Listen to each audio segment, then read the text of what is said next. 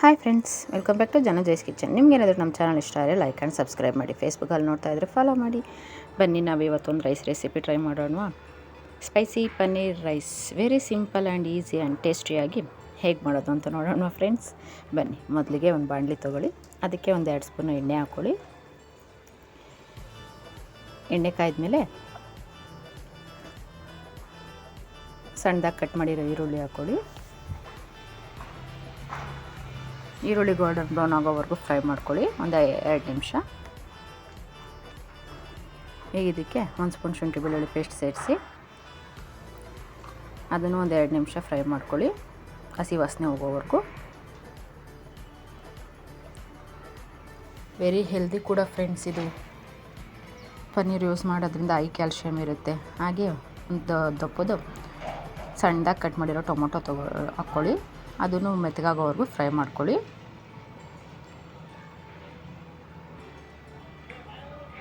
ಈಗ ರುಚಿಗೆ ತಕ್ಕಷ್ಟು ಉಪ್ಪು ಸೇರಿಸಿ ನೀಟಾಗಿ ಮಿಕ್ಸ್ ಮಾಡಿ,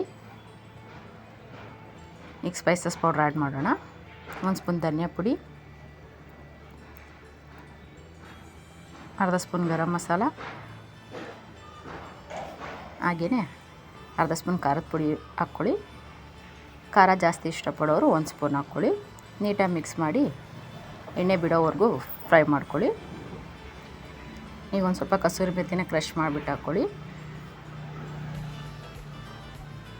ಅದನ್ನು ಒಂದು 2 ನಿಮಿಷ ಫ್ರೈ ಮಾಡ್ಕೊಳ್ಳಿ. ಈಗ ನೋಡಿ ಫ್ರೆಂಡ್ಸ್, ಮಸಾಲೆ ಎಲ್ಲ ಎಣ್ಣೆ ಬಿಟ್ಕೊಂಡಿದೆ. ಈಗ ಪುಡಿ ಮಾಡಿರೋ ಪನ್ನೀರ್ ಸೇರಿಸಿ, ಫ್ರೆಶ್ ಪನ್ನೀರು.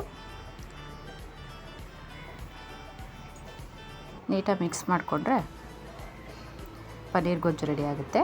ಈಗ ಇದಕ್ಕೆ ಕಟ್ ಮಾಡಿ ಕೊತ್ತಂಬರಿ ಸೊಪ್ಪು ಸೇರಿಸ್ಕೊಳ್ಳಿ, ನೀಟಾಗಿ ಮಿಕ್ಸ್ ಮಾಡಿ.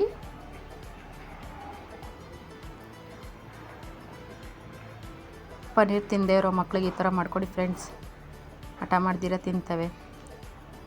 ಈಗ 1 ಬೌಲ್ ಉದುರಾಗಿ ಬೇಯಿಸಿರೋ ಅನ್ನ ಸೇರಿಸ್ಕೊಳ್ಳಿ, ನೀಟಾಗಿ ಮಿಕ್ಸ್ ಮಾಡಿದ್ರೆ ಸಿಂಪಲ್ ಪನ್ನೀರ್ ರೈಸ್ ರೆಡಿಯಾಗಿದೆ ನೋಡಿ ಫ್ರೆಂಡ್ಸ್.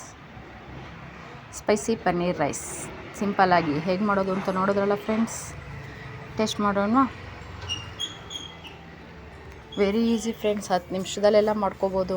ಅನ್ನ ಒಂದು ರೆಡಿ ಇದ್ದರೆ ಬೇಗನೆ ಆಗೋಗುತ್ತೆ ಆ್ಯಂಡ್ ವೆರಿ ಹೆಲ್ದಿ ಕೂಡ.